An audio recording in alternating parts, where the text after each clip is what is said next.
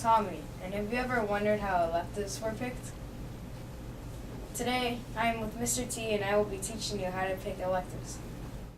Now, Mr. T, what's your role in getting students the electives they want? Well, first of all, we've got to get out and we've got to talk to all the students. This year for the 8th graders, we're going to be talking in the math classes. We're going to be doing that the first week of January when everybody comes back from break, okay? So we give them a student briefing, we give everybody their little packets that they always get. The 7th graders got them coming in here, the 8th graders will get very similar to it. But from there,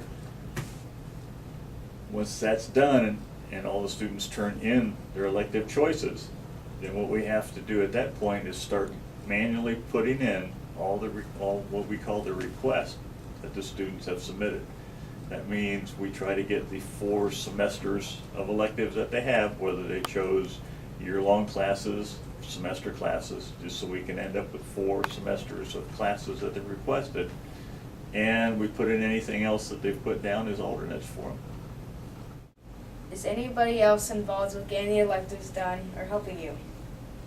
Mr. Stanley's a big time, because Mr. Stanley this year will be doing the 7th grade, where this year I'll be doing the 8th grade, right, for the next year's 8th grade. The principals all get involved because they have to start actually creating what they call a master schedule, otherwise where all these classes are going to fit between the 7 periods that we have.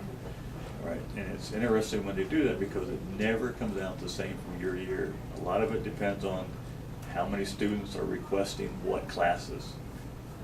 That is going to make up the order of the classes of whatever they're going to be. Just exactly how many elective options are there?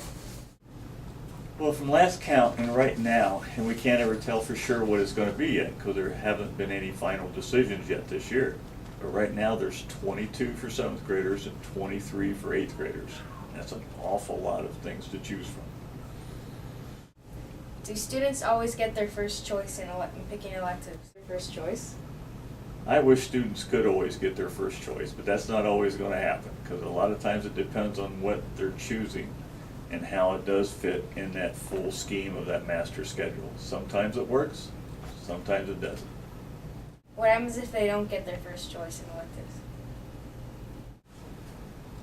If they don't, we try to go to their second choices. We try to go through an order.